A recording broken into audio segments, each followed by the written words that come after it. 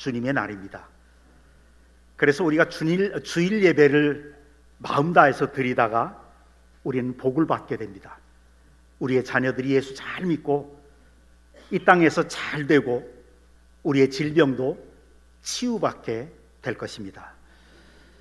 우리가 주일 예배 드리다가 하나님의 축복으로 여러분들의 앞길이 열려지게 되고 또 새로운 기회가 생기고 여러분들의 가정이 천국으로 변화될 것입니다.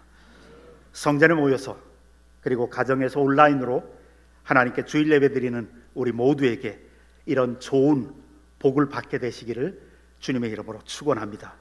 우리 좌우 앞뒤로 인사하십시다. 하나님이 당신과 함께 하십니다.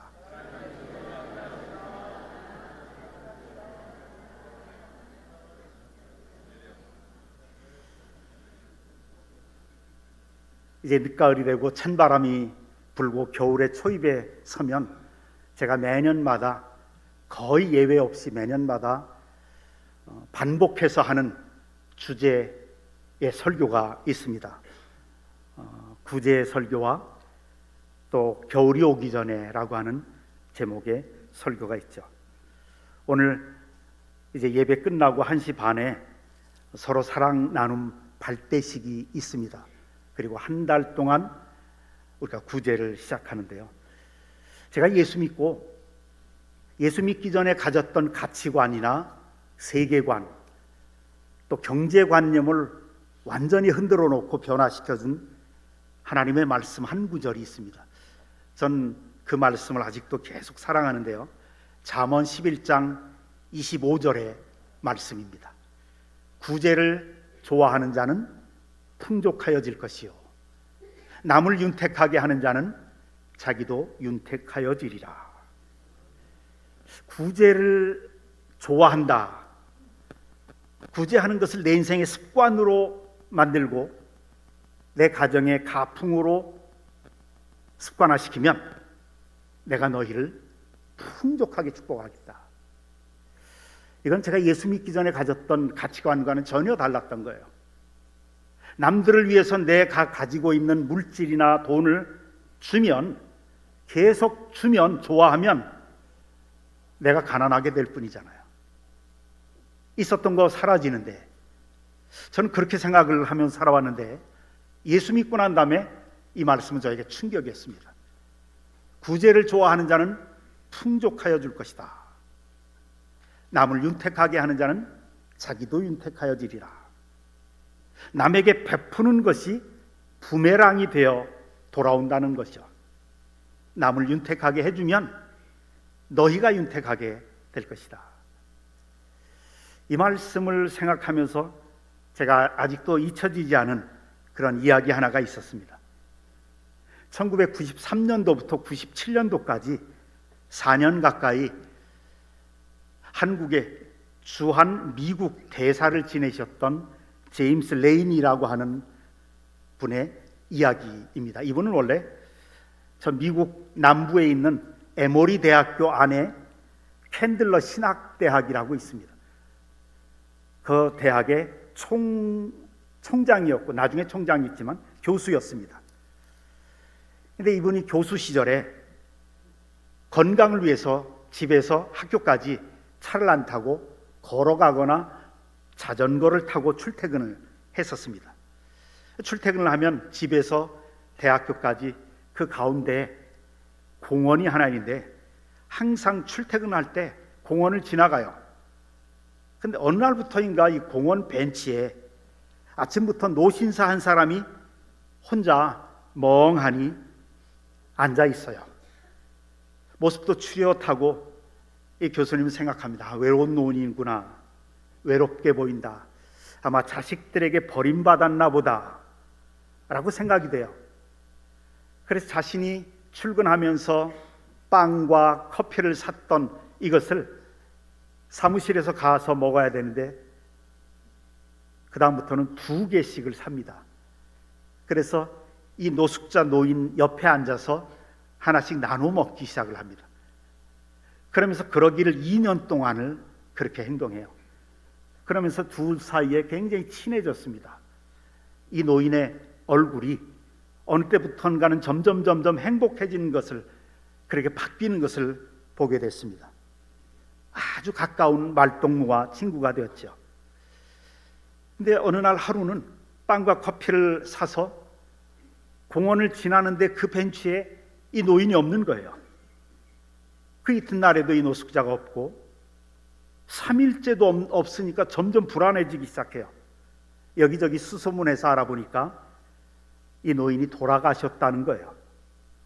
너무 마음이 아파서 친구를 잃었다는 그 생각 때문에 알아보니까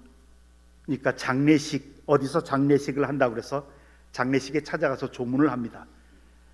그리고 슬픈 마음으로 앉아 있으려니까 말쑥하게 양복을 차려입은 한 신사가 노란 봉투를 하나 들고 자기 앞에 와서는 자기를 소개합니다. 자기는 돌아가신 고인의 변호사라는 거예요. 그러면서 그 노란 봉투를 자기에게 주면서 이렇게 말합니다. 고인께서 늘 벤치에 혼자 앉아 있었을 때 당신이 교수님이 찾아와서 친구가 되어 주었고 아침 식사를 늘 챙겨 주었던 당신 앞으로 고인께서 편지와 유서를 써서 전달해달라고 부탁을 받았습니다. 레이니 교수는 장례식장에서 그 유서를 뜯어서 읽다가 깜짝 놀랐습니다. 그 사람이 누구였냐면 그 당시 코카콜라 회장이었던 에밀리 우드러프라고 하는 사람이었습니다. 이 에밀리 우드러프가 코카콜라 전 세계 회장이었다가 이제 은퇴를 하고 할 일이 없으니까 이제 몇 개월이 지나니까 찾아오는 사람도 없고, 그러니까 공원 벤치에 앉아가지고 우두커니 앉아 있었던 거예요. 근데 이 교수님은 지나다니면서 이분이 무일푼 노숙자인 줄 알고, 가족들에게 버림받은 노숙자인 줄로 알고 가서 빵도 주고 커피도 주고 먹을 거 갖다 주면서 친구가 되어준 거예요. 말동무가 되어준 거예요. 그 편지에 이렇게 쓰여 있었습니다. 레이니 교수님, 당신은 2년 동안 내 집 앞에 있는 그 공원을 지나면서 나의 말벗이 되어주고 나에게 늘 아침 식사를 날라다 준 나의 유일한 친구였습니다. 나의 친구 레이니 교수님, 당신 덕분에 내 노후가 행복해졌습니다. 참 고맙습니다. 그러면서 그 밑에 변호사의 공증을 받은 유산 상속서가 있는데 거기에 이렇게 기록되어 있습니다. 당신에게 내 재산 중에 1억 5천만 달러 상당의 코카콜라 주식을 양도합니다. 당신이 원하는 대로 마음껏 쓰십시오. 1억 5천만 달러면 우리 한국 돈으로 2,100억이잖아요. 레이니 교수는 깜짝 놀라요. 2,100억. 이 레이니 교수는 이 돈을 자기가 교수로 있는 에모리 대학교에 에밀리 우드러프라고 하는 이름으로, 코카콜라 전 회장의 이름으로 전액을 다 기부해 버렸습니다.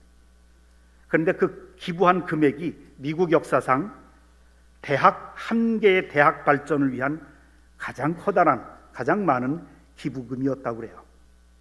그 많은 돈을 받아서 에머리 대학교는 정말 미국 남부의 최고 명문 종합대학으로 발전했죠. 그리고 레이니 교수는 16년 동안 그 대학에서 총장으로 일을 하다가 은퇴하고 또 정부의 부름을 받아서 주한 미국 대사로 부임해 오게 됐습니다. 남을 윤택하게 하는 사람은 자기가 윤택하여지리라 하는 이 말씀에 대한 이야기였습니다. 그런 것 같아요. 오늘 우리가 구제에 관한 하나님의 말씀을 나누려고 하는데, 오늘 본문의 10절에 보면, 신명기 15장 10절에 보면 너는 반드시 그에게 줄 것이요, 가난한 사람을 말합니다. 줄 때에는 아끼는 마음을 품지 말 것이니라. 이로 말미암아 네 하나님 여호와께서 내가 하는 모든 일과 내 손이 닿는 모든 일에 내게 복을 주시리라. 하나님이 만들어 놓으신 인생의 행복의 비밀입니다. 축복받는 비결이 이 말씀 속에 있습니다. 어려운 사람들을 도와주라, 베풀어주라, 구제하라, 이 뜻은 이럴 때마다 하나님이 잠언에서 이렇게 표현을 합니다. 가난한 사람들에게 주는 것은 내가 빚지는 것이다. 하나님 당신이 빚지는 것이래요. 내가 반드시 빚을 갚겠다, 이런 얘기예요. 근데 성경에 나와 있는 주고 베풀고 손을 펼쳐서 도와주는 거기에는 항상 하나님의 최종적인 목적이 있더라고요. 그것은 뭐냐면 우리와 우리 자손들을 물질적으로 축복하시기 위해서 하나님이 법칙을 세운 거예요. 인생의 법칙을. 아주 신비한 법칙이죠. 여러분, 이 세상에서 한순간 잘 사는 것은 운이 따라주고 때가 잘 맞춰주고 실력만 좋으면 가능합니다. 하나님 안 믿어도, 예수 없어도 이 세상에서 잘 사는 것, 실력 있고 인간관계가 좋고 그리고 운이 따라주면 얼마든지 가능해요. 그러나 그것이 대를 이어서 자손까지 잘 살게 되고 이 사회에서 인정받고 존경받는, 그러면서 하나님 앞에 영광 돌리며 살아가는 것은 운과 실력이 아닙니다. 베풀고 구제하는 사람에게 주시는 하나님의 축복입니다. 가만히 보면 잘 되는 집안, 어디가 달라도 뭐가 달라도 다르더라고요. 근데 잘 되는 집안의 특징은 베푸는 집안이더라고요. 많이 베풀려고 애를 쓰더라고요. 특히 자녀들이 잘 되는 그런 집안들이 있어요. 그런 집안은 주위 사람들에게 인색한 것을 못 봤어요. 덕을 많이 베푸는 가정, 그 가정의 자녀들이 잘 되더라고요. 그것만큼 확실한 축복은 없습니다. 잘 되는 집안과 안 되는 집안, 그 차이는 베푸는 차이입니다. 이건 믿는 사람이건 믿지 않는 사람이건 예외가 없습니다. 두 종류의 그리스도인이 있습니다. 범위를 좁혀서 예수 믿는 그리스도인들을 봐도 두 종류더라고요. 하나님의 축복이 위에서 내려오면서 끊임없이 흘러넘치는 사람이 있어요. 축복이 계속되는, 고난의 시기이건 어려운 시기이건 병든 시기이건 간에 하나님의 축복은, 물질적인 축복은 특별히 계속되는 사람이 있어요. 그런데 반대로 물질적인 그 축복의 물줄기가 그냥 막혀버린 사람이 있어요. 물질적인 이 축복의 물줄기가 끊임없이 흐르는 사람은 특징이 계속 남들에게 나누어 주더라고요. 손을 펼쳐서 베풀어요. 그런데 신비하게 자기 가정에는 풍성하게 넘쳐요. 반면에 축복의 물줄기가 딱 막혀버린 사람은 그리스도인이니까 축복은 받아요.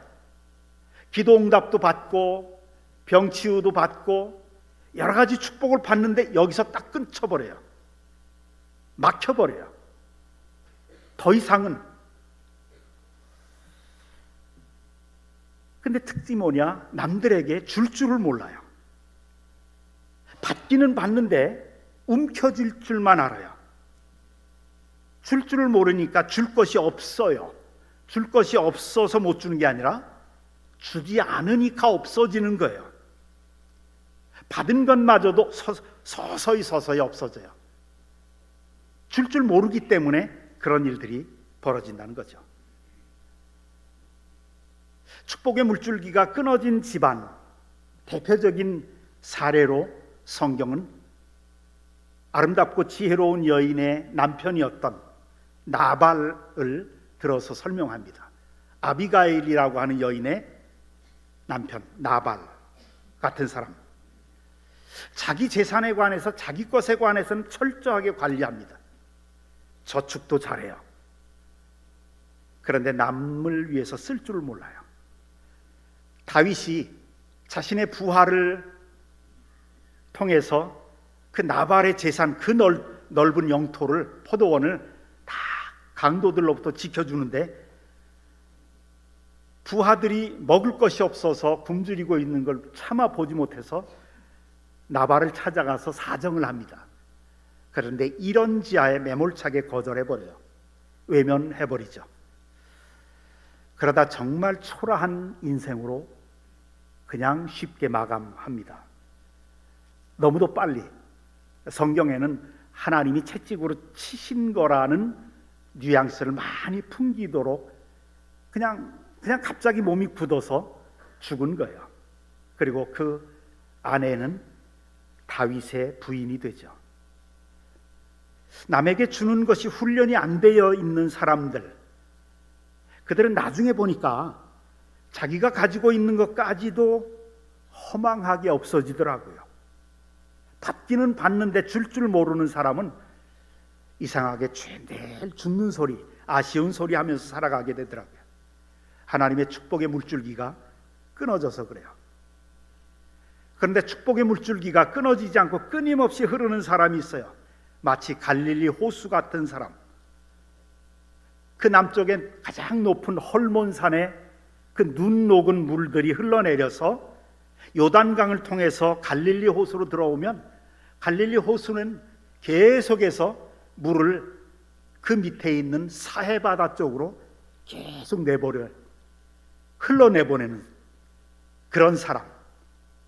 그래서 갈릴리 호수는 항상 물 속에 수산 자원이 엄청나게 많다고 그래요.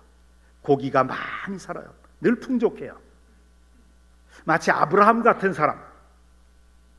아브라함은 팔레스타인에서 살면서 늘 여행객들, 나그네들이 지나가면 나그네들이 얼마나 배고프고 힘듭니까? 그런 사람들 불러서 발 씻는 물 주고 양식도 주고 배불려서 물질을 공개해주고 그 다음에 보내는 것이 습관이 되었습니다. 그런데 그 사실을 보고 히브리서 11장에 보면 부지 중에 손님 대접하다가 부지 중에 선사를 대접하였더라, 그렇게 기록해요. 아브라함이 얼마나 큰 축복을 받았습니까? 다윗 같은 사람을 보세요. 자기가 생명을 걸어놓고 피땀 흘려서 전쟁에서 승리하고 얻은 전리품들, 그 전리품들을 다 나눠줘요. 전쟁에 참여하지 않은 사람들까지 다 나눠줘요. 그 12부족에게 다 나눠줘요. 유다 지파의 자손인데 이 유다 지파의 자손의 전쟁에 참여해서 전리품 얻은 거 가지고 그 전쟁에 도와주지도 않은 사람들에게 다 나눠줘요. 그러면서도 다윗은 그 나누어주는 기쁨과 즐거움, 그 행복 때문에 뭐라고 고백합니까? 시편 23편에 내 잔이 넘치나이다 그래요. 너무 기쁘고 나누어주고 베풀어주는 게 너무 행복해서 주여 내 잔이 넘치나이다 고백할 정도로 풍요롭죠. 나중에 하나님이 눈에 보이도록 축복하시잖아요. 통일 이스라엘 왕국의 왕이 되는 축복을 받죠. 이런 축복의 물줄기가 끊임없이 흘러가는 사람에게 관해서 성경이 특별히 이런 말씀을 해줘요. 시편 112편 5절에 보면 은혜를 베풀며 부어주는 자는 잘되나니, 베풀면서 주는 자는, 부어주는 자는 잘된다 그래요. 어떻게 잘되냐? 시편 37편 26절에 보면 이렇게 말씀하세요. 그는 종일토록, 거기 읽어보십시오. 같이요. 시작. 그는 종일토록 은혜를 베풀고 부어주니 그의 자손이 복을 받는도다 그래요. 손을 펴서 베풀면서 살아가는 사람들은 하나님이 잘되게 하세요. 특별히 자손들에게 복을 주신다고 약속하시죠. 여러분, 우리의 자손들은 정말 잘 돼야 돼요. 우리보다 더 중요하잖아요. 우리 자녀들은 내가 가지고 있는 믿음보다 더 큰 믿음 가져야 되고, 내가 받은 은혜, 내가 받은 축복보다 더 큰 은혜와 더 큰 축복을 받아야 됩니다. 그래서 우리 예수 믿는 자녀들 속에서, 그 후손들 속에서 우리나라와 전 세계를 움직일 만한 재벌들도 나와야 되고요, 정치 지도자들, 검찰총장이, 세계적인 언론인들이, 체육인들이, 예능인들이, 걸그룹들이, 세계적인 모델들이, 기술자들이, 우리 자녀들, 예수 믿는 성도의 자녀들 가운데서 나와야 돼요. 우리보다 더 크게, 우리는 물론 목포 안에서 살지만, 목포에서 사는 것도 큰 축복이지만, 우리 자녀들은 목포뿐 아니라 대한민국에서 알아주는 사람들이 돼야 되잖아요. 대한민국이라는 경계를 넘어서 전 세계에서 존경받고 우러러보는 사람, 그런 사람이 되어야 되잖아요. 그런 축복을 받기를 원해요. 그래서 그런 축복 주시기 위해서 하나님이 그 비결을 보여주시는 말씀이 종일토록 은혜를 베풀고 구워주는 자, 그의 자손이 복을 받는다. 간단한 거예요. 부모인 우리가 구제의 씨앗을 많이 심으면 됩니다. 우리는 선천적으로 부패한 아담의 심성을 닮아서 자꾸 내 것, 내 권리, 내 이익 움켜쥐려고 하는 성향이 다분히 있어요. 누구나 마찬가지죠. 그런데 이것이 우상이 돼버려요. 그래서 하나님은 우리 마음속에 있는 우상을 깨트리기 위해서 주라, 베풀라, 구제하라, 구제의 씨앗을 심는 대로 거두리라, 이런 말씀을 정말 너무도 많이 하셨어요. 구제의 씨앗을 많이 심으면 우상도 깨어지지만 하나님이, 우리 그리스도인들이 이 세상에 사는 동안 시시하게 사는 걸 원치 않으세요. 자기 그 조그만한 그 세상을 아등바등 붙잡고 그렇게 살아가는 걸 원치 않으세요. 좀 더 스케일이 크게, 더 시대를 아우르면서 더 존경받고 하나님의 영광을 위해서 자자손손 하나님이 축복해 주시기를 원하세요. 오늘 본문이 바로 신명기 15장 10절의 말씀이 바로 그런 말씀이에요. 너는 반드시 그에게 줄 것이요, 네가 하는 모든 일과 내 손이 닿는 모든 일에 네게 복을 주시리라. 여러분들이 하는 일이, 여러분들의 손을 대는 일들마다 모두 하나님의 축복을 받아서 잘 되기를 주님의 이름으로 축원합니다. 그 비결로 구제하라는 겁니다. 재미있는 말씀은 히브리서 11장 24절의 말씀이에요. 흩어 구제하여도 더욱 부하게 되는 일이 있나니, 자기 물건 자꾸 주어도 더 부하게 된다. 과도히 아껴도 가난하게 될 뿐이라. 풍성한 삶을 살고 싶으냐? 그러면 한번 철저하게 전략하고 아끼고 관리 잘해라. 그러면 가난에서 못 벗어날 것이다, 이 얘기예요. 우리 생각하고는 전혀 다르죠. 아무리 전략하고 아껴도, 과도히 아껴도 가난에서 못 벗어난다. 구제를 좋아하는 자는 풍족하여질 것이요.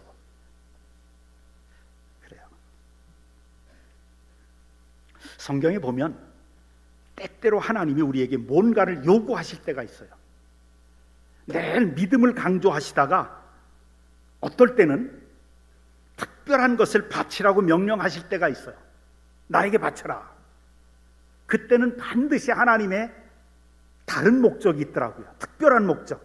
그 목적이 뭐냐면 하나님이 어떤 더 크고 더 귀한 복을 주시고 싶은 거예요.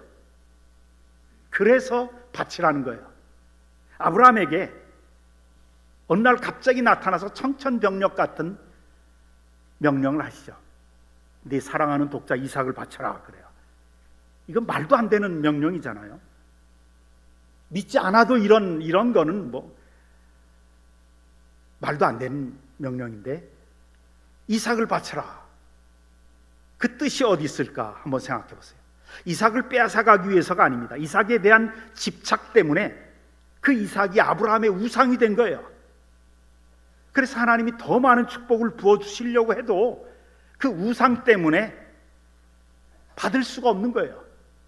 내 도구로 삼고 싶은데 전 세계를 위한, 그러니까 우상을 던지라는 얘기예요. 아브라함을 돕기 위해서 이삭을 바치라.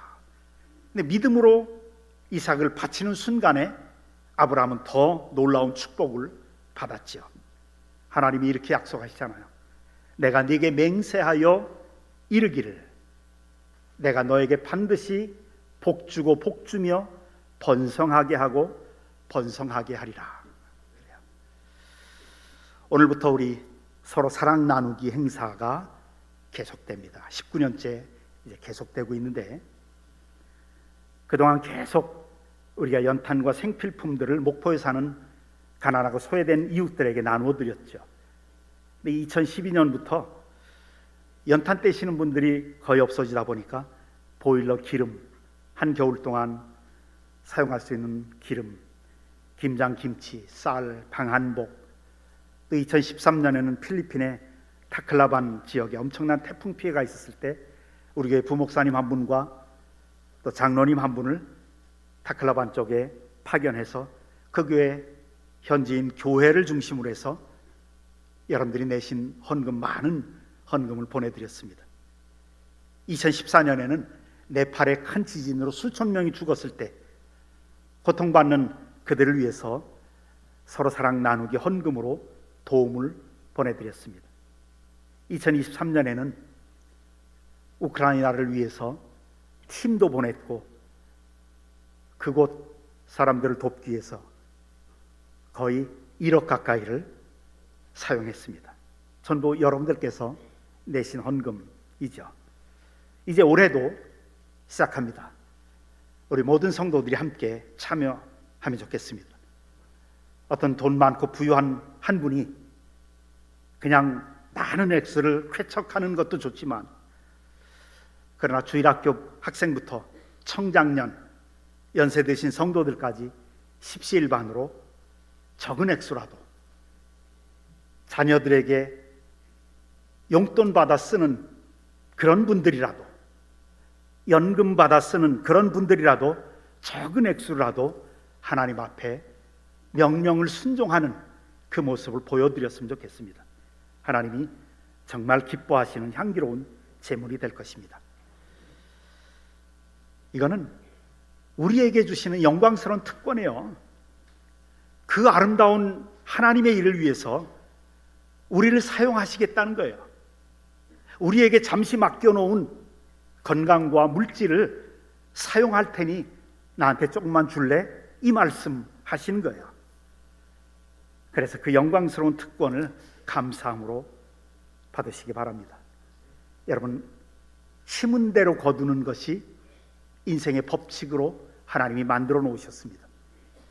인생은 부메랑과 같습니다. 우리가 던진 것이 반드시 우리에게 돌아오게 되어 있습니다. 그런데 우리는 이미 부요한 사람들입니다. 하나님은 우리에게 독생자 예수 그리스도를 주셨죠. 예수 믿게 도와주시고, 예수 믿었더니 죄를 용서해 주셨고, 모든 죄를 용서해 주셨고, 영생을 주셨고, 하나님의 자녀가 되게 해주셨고, 또 그것도 부족해서 성령님을 우리 속에 주셨습니다. 하늘에 속한 모든 신령한 복을 우리에게 주셨죠. 또 예수의 이름으로 기도하기만 하면 응답을 받을 수 있는 놀라운 특권도 주셨습니다. 성령님의 능력과 은사를 주셨습니다. 우리가 해야 될 일은 받은 복과 은혜를 마음껏 누리고 즐기면서 한 걸음 더 나가서 이웃들에게 손을 펼쳐서 구제하고 나누어 주는 겁니다. 이러한 복된 삶으로 하나님 앞에 영광 돌리시기를 주님의 이름으로 축원합니다. 기도하십시다. 아버지 하나님, 오늘 주신 말씀 붙잡고 살기를 원합니다.